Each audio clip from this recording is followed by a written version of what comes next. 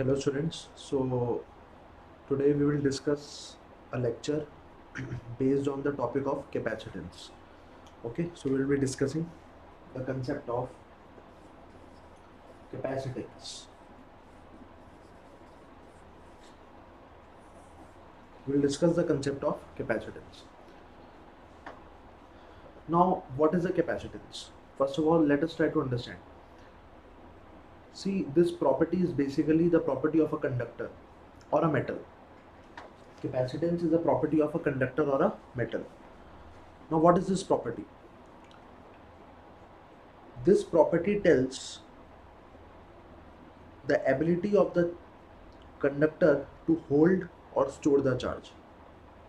If a metal or a conductor has high ability to hold or store the charge, then it will have high capacitance.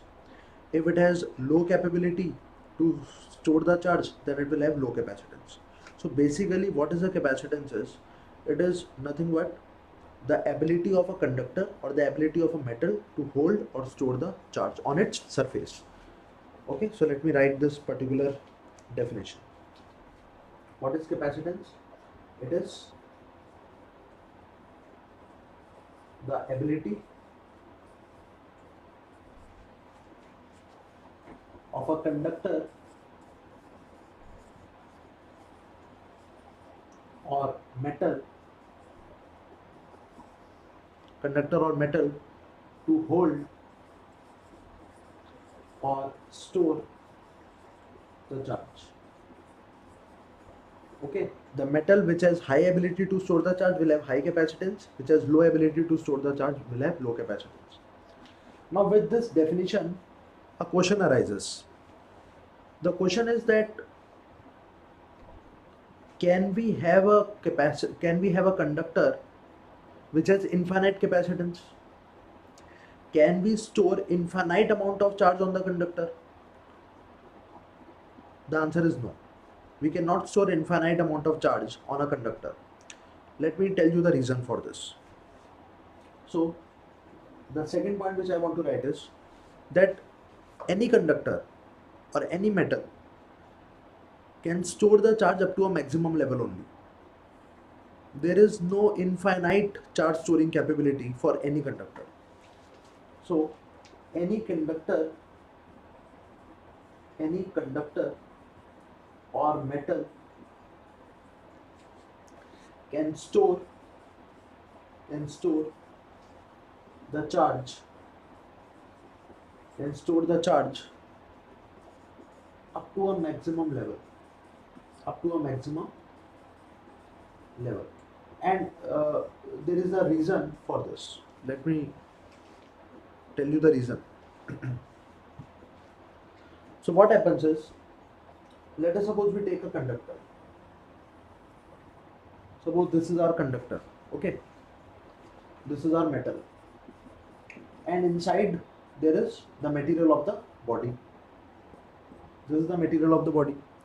So we very well know the properties of conductors, and we know that whenever you will give any charge to the conductor, then that particular charge, that excess charge, will actually reside on the surface of the conductor. It cannot go into the body of the conductor. This we know previously. Now if I give Q amount of charge to this particular conductor, let us suppose I charge this conductor with Q.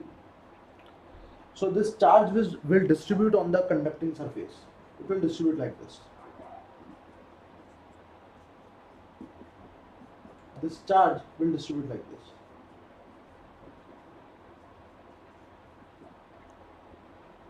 Now if you see properly, you would have noticed that when the curvature of the conductor was not very much, means it was almost flat, there I have distributed the charges very far away. But when the curvature was very large, it is having more curvature. In that case, the charge density is more. That is, in 1 unit area, I am distributing more charge.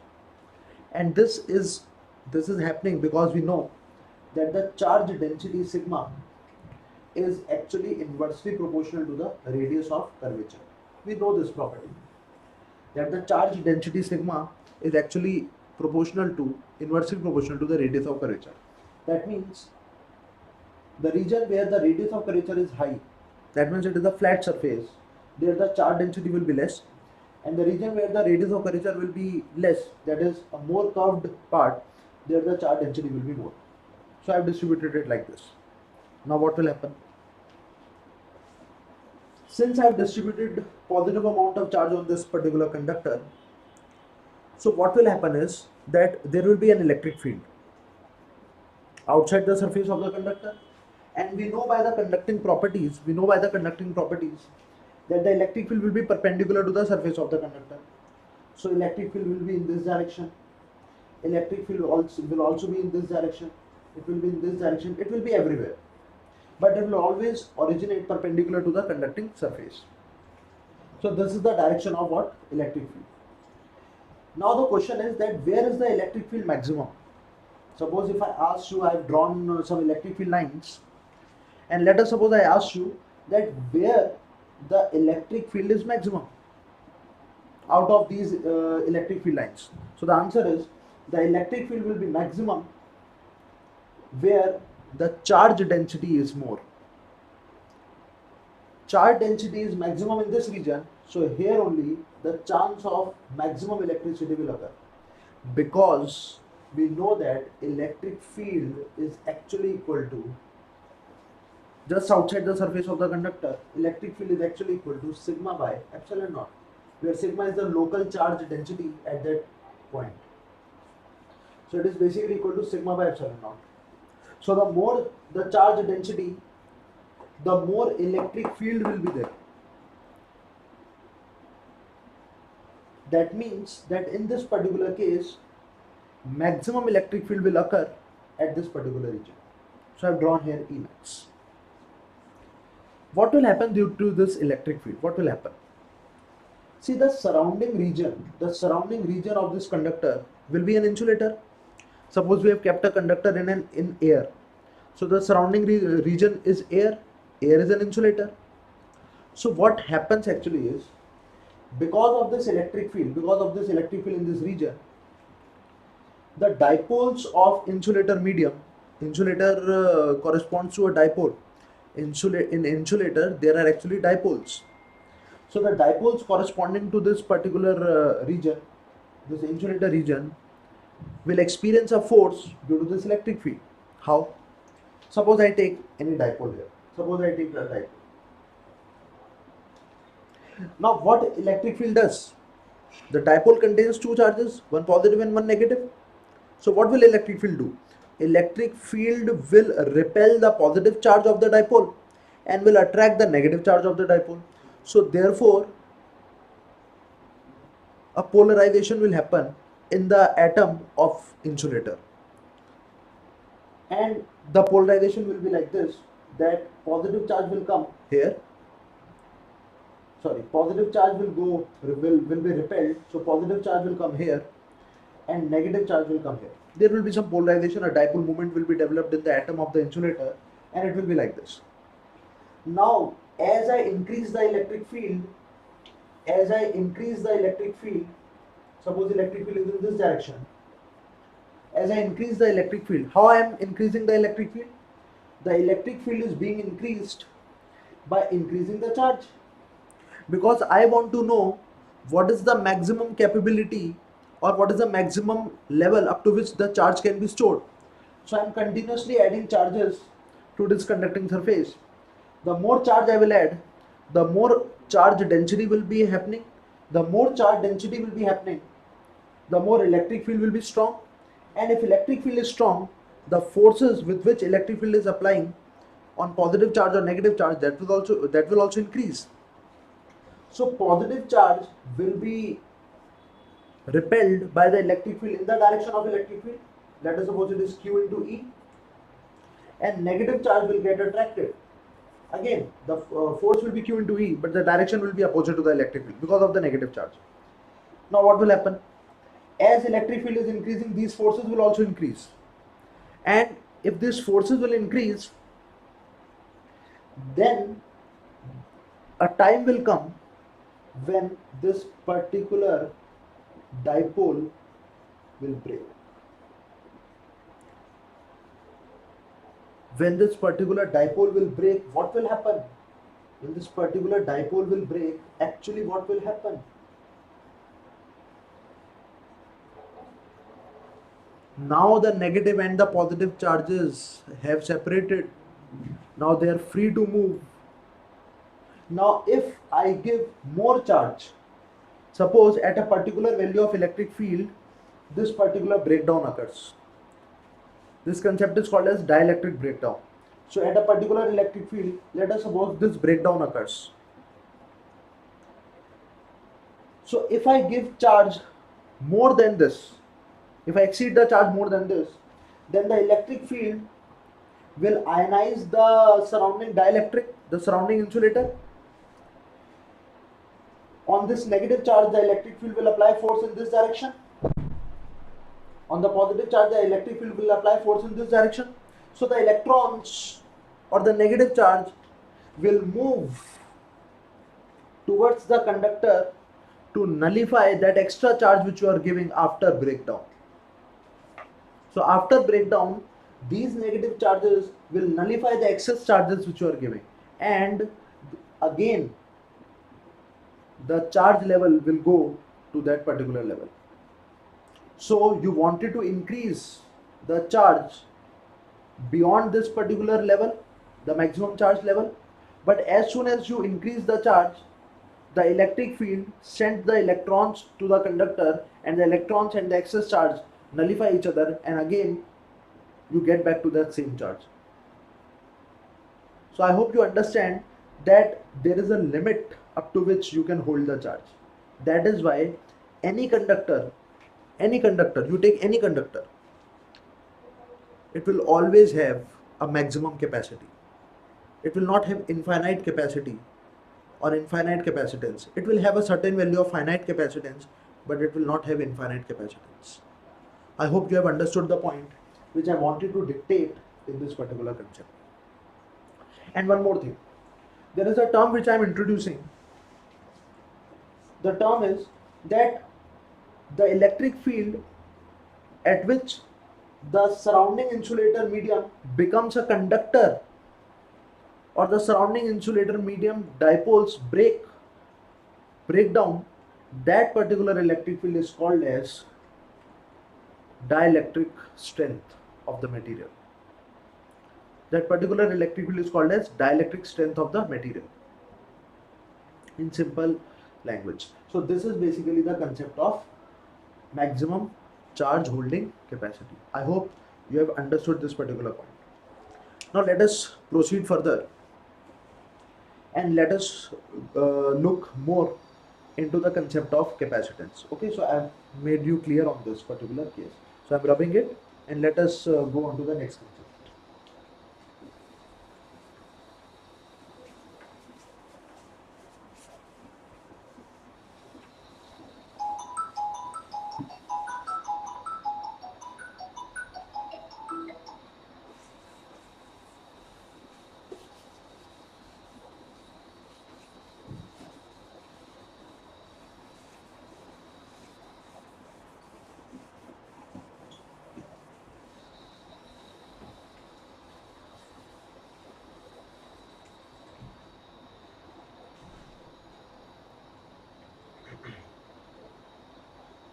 Okay, let us look at one more property of the capacitance.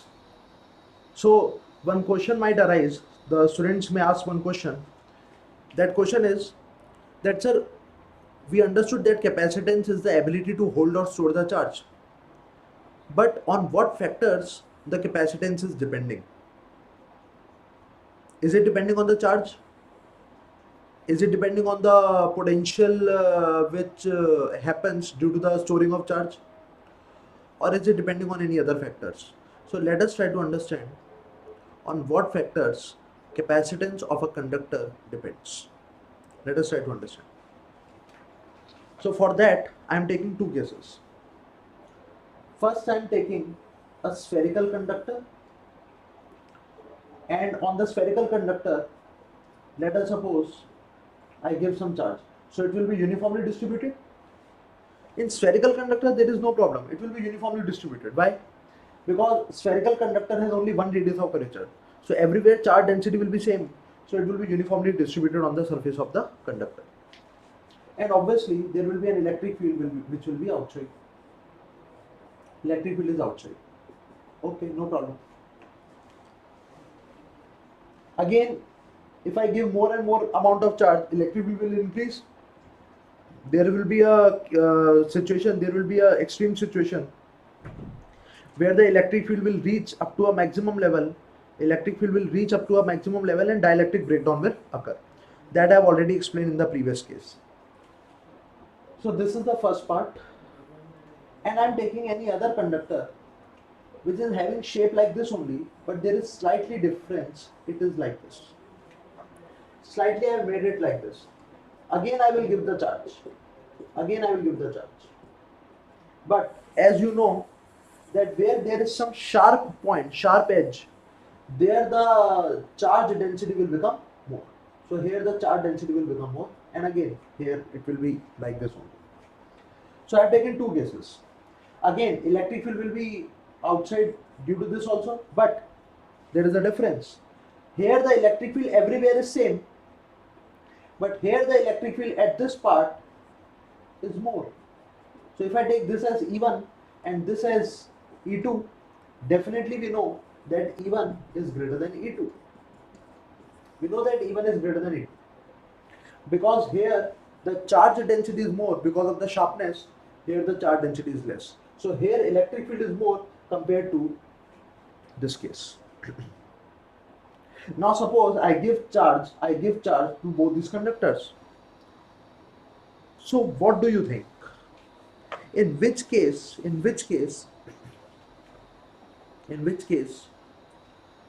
do you think dielectric breakdown will occur earlier, fastly?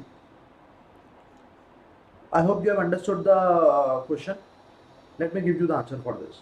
The dielectric breakdown will occur earlier in this particular case because here electric field is more compared to this. So where do you think the capacitance will be more? Which conductor will have more capacitance, or which conductor will have more capacity to hold the charge? I hope you have understood the answer. The conductor in which dielectric breakdown will occur somewhat late will have the ability to hold more charge. This will not have the ability to hold more charge because as you give the charge, this electric field will reach its dielectric breakdown earlier, dielectric strength earlier. So this will break down more early, this will break down more early, so it will have less capacitance. So if I compare the capacitance, let us suppose the capacitance of this conductor is C2, let us suppose the capacitance of this conductor is C1. So if I compare these two capacitances, then I will get this particular concept that C2 will be greater than C1. So what did you understand from this particular example? A very important thing you would have understood, that capacitance is depending on shape, size, geometry of the conductor. The conductor which have many peaks, many sharp edges will have less capacitance. The conductor which is smooth, uniform will have more capacitance. So indirectly it is depending on the shape, size, geometry of the conductor. There is one more thing on which capacitance is depending. What? Logically understand. Suppose if I take two cases, let us leave this conductor, let us concentrate on this conductor only. In one situation I have kept this conductor in air, and in one situation I have kept the same conductor in water. And let me tell you one thing, water has larger dielectric strength compared to air. That means the molecules of the water or the atoms of the water will break with more force compared to the molecules of air. Air's breakdown will occur fastly compared to water. So if I keep the conductor in water, then I can store more amount of charge on conductor because the dielectric breakdown will not occur very easily. So I can hold and store more and more amount of charge compared to the case in air. That is why the medium whose dielectric strength is more will achieve dielectric breakdown very late, and due to that the capacitance of this particular conductor will increase. So capacitance is also depending on the medium in which conductor is kept. So I have told you 2 points. The first point, that the capacitance of a conductor depends on shape, size and geometry of the conductor. The second point, it depends on the medium in which you are keeping the conductor, the medium in which conductor is kept. The medium which has more dielectric strength will have more capacitance. The medium which has less dielectric strength will have less capacitance. I hope this particular concept is clear to you. So let me write these 2 points. The first point is what? Capacitance depends on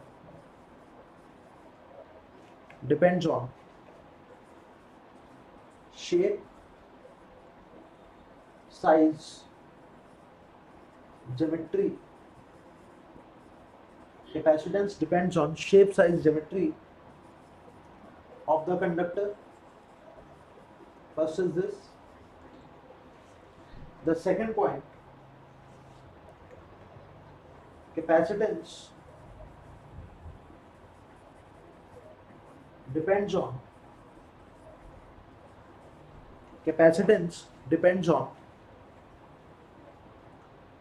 the medium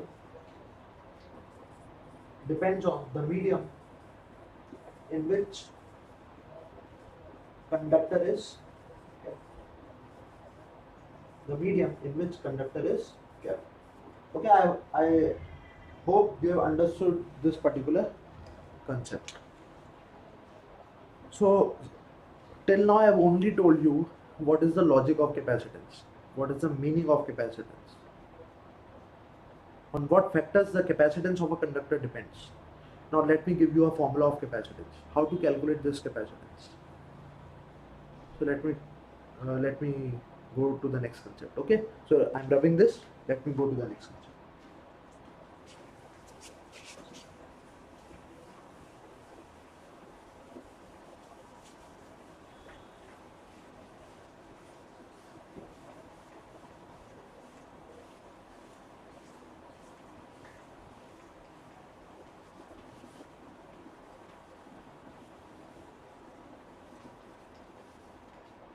Okay.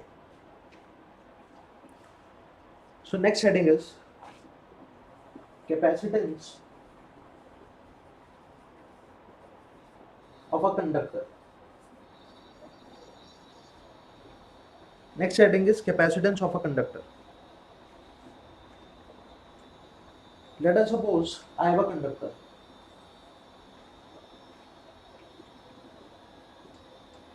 Suppose I give Q amount of charge to this conductor. Now we very well know that if we give the charge on a conductor, it will reside on its surface. And from where we are giving the charge, from where we are bringing the charge. By default, if we don't know that from where we are bringing the charge, then we assume that the charge is being brought from infinity. So the charge is being brought from infinity. So let us suppose the potential at infinity is 0. So what will be the potential of the conductor? Let us suppose the potential of the conductor due to the distribution of charge on the conductor becomes V. Now let me tell you one thing, always we are interested in potential difference. But if we want to define the potential at a particular point, then we have to take the reference level, and there the potential we assume it as 0. So by default the reference level we are taking it as infinity, and we are assuming that we are bringing the charge from infinity to the surface. So this potential is with respect to what? It is with respect to infinity, and infinity we have taken it as 0. So let us suppose the potential of the conductor is V, or we can say the potential difference between the surface of the conductor and infinity is V. You can tell it likewise. So let us suppose the potential is V. Now the more you bring the charge, the more potential will be developed on the conductor.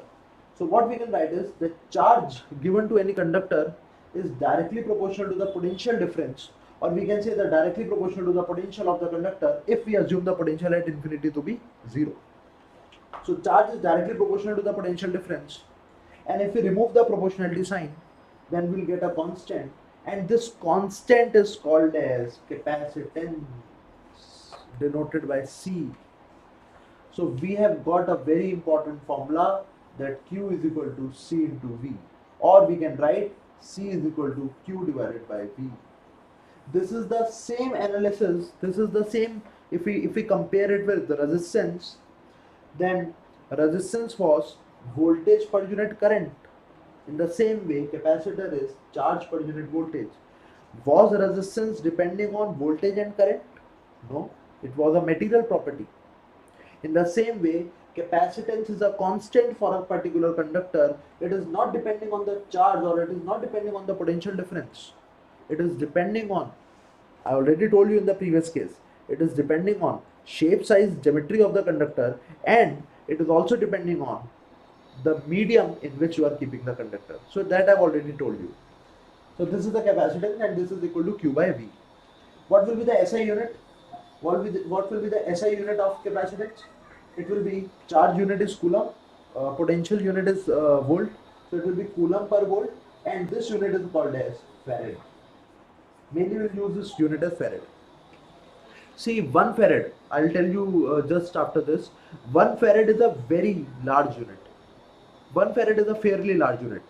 Generally, the capacitors which you buy from the market, be it cylindrical capacitors which you see in fan, condensers, be it ceramic capacitors which are normally used in electronic circuits, generally those capacitors are in the range of microfarad or nanofarad. So practical units, what are the practical units of capacitors?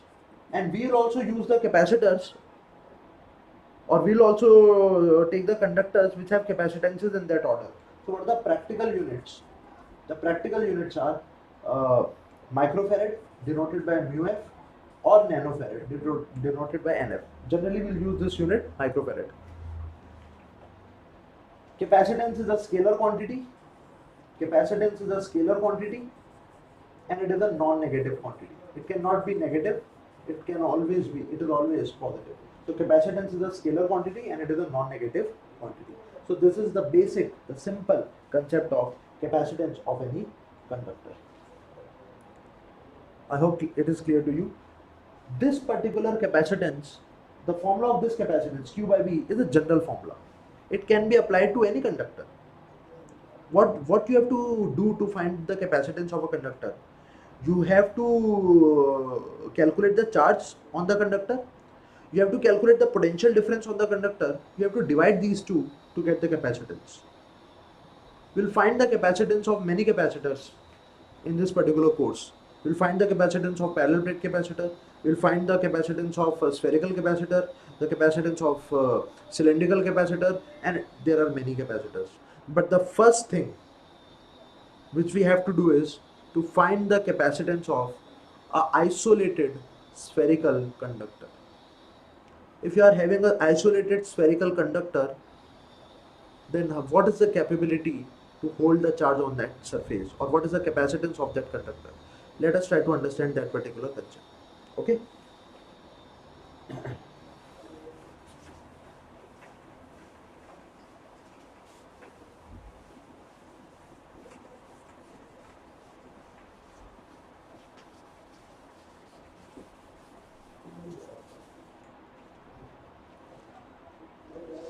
So let us look at the next concept, capacitance of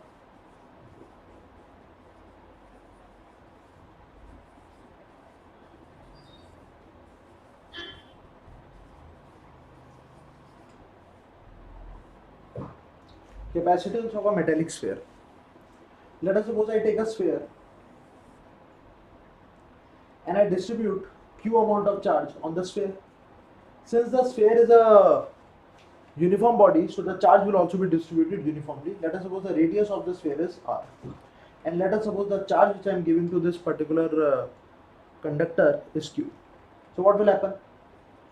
Electric field will be developed in this particular region like this.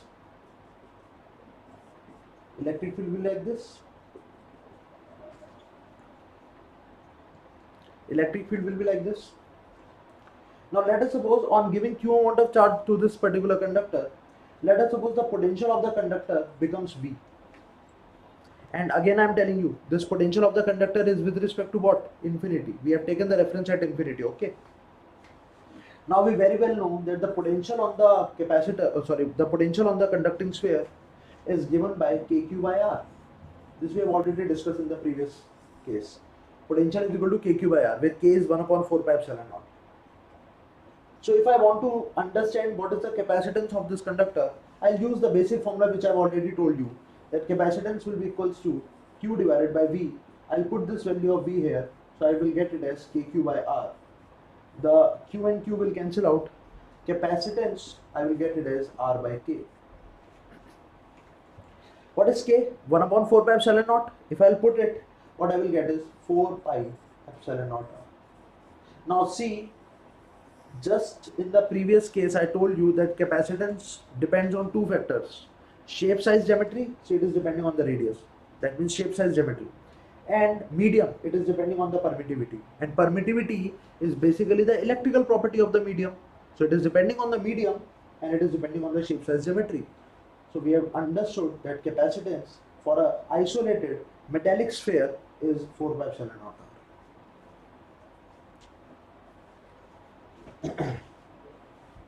Now the question is, do we use this particular conductor to hold the charge in practical cases? In practical cases, do we actually make this capacitor? The answer is no. We do not use an isolated metallic sphere to hold the charge. Why? There are two reasons. Let us try to understand. First of all, suppose I tell you that let us calculate the capacitance of Earth. Earth is also a conductor. We can assume Earth to be a isolated metallic sphere. So what is the capacitance of Earth? What is the capacitance of Earth? Now I will apply the same formula here, and I will write that the radius of the Earth is 6400 kilometers. So I will write 4 pi into epsilon naught value is 8.85 into 10 to the power minus 12, and radius is 6400 kilometers. We can convert it into meter. If you see properly, the capacitance is very less because here 10 to the power minus 12 term is coming. So when you will calculate this, you will get a very less value. I have already calculated. Let me tell you the answer. It comes out to be 711 microfarad. It comes out to be like this, 711 microfarad. A very, very, very less capacitance. Even for Earth, whose radius is 6400 kilometers. 6400 kilometers radius. Capacitance 711 microfarad. Practically, we will not even make a conductor whose radius is 1 meter. 1 meter is this much length. Suppose if you make a particular conducting sphere of this much radius, it will be very huge. And I am talking about 6400 kilometers here, whose capacitance is coming out to be 711 microfarad. So do you think that the capacitance of a 1 centimeter radius metallic sphere will be very much? No, it will be very, very less. So much less capacitance is there, then why we will use it? So this is the first drawback, that we will not use it. There is one more drawback. Let me try to make you clear about that also. So I hope you have understood the first drawback, and I hope you have understood the formula that capacitance of a conductor of a isolated metallic sphere is 4 pi epsilon naught into R. Let me tell you one more drawback for this. I am rubbing this and I am telling you one more drawback. See, what happens is, till now I was telling you that capacitance is the ability to hold or store the charge.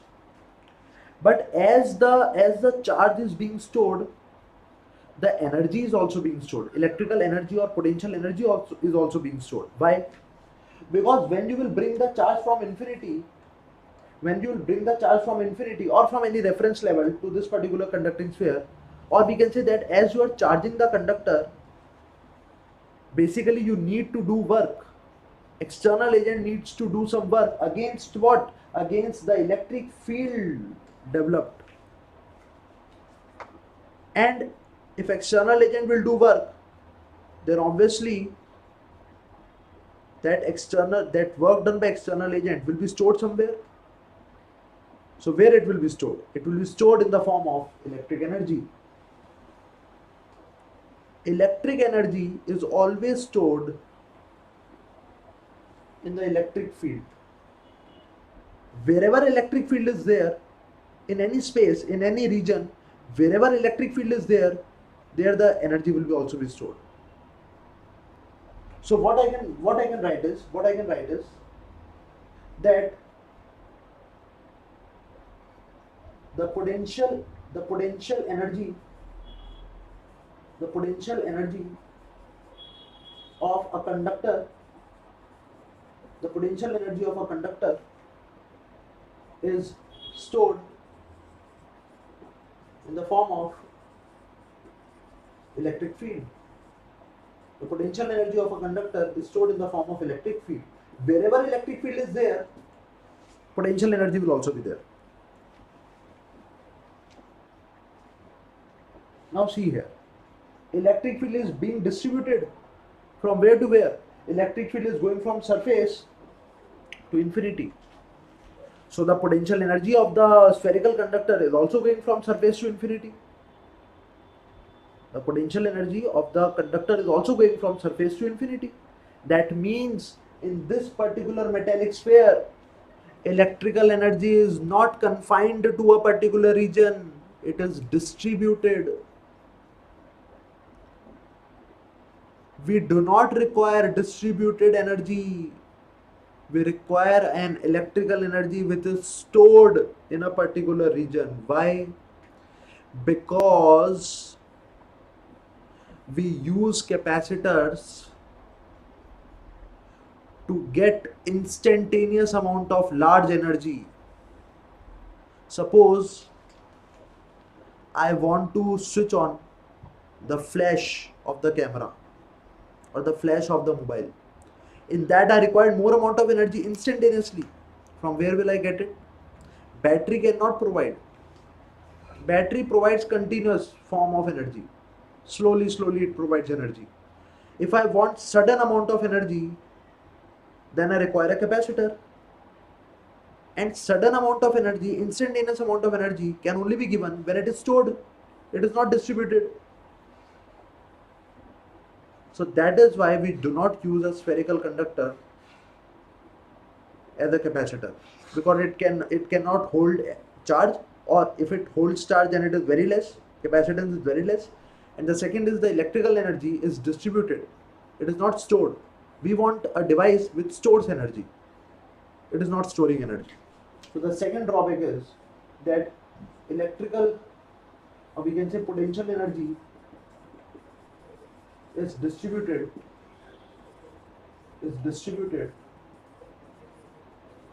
from surface to infinity. It is distributed from surface to infinity. It is not stored. It is not stored in a region.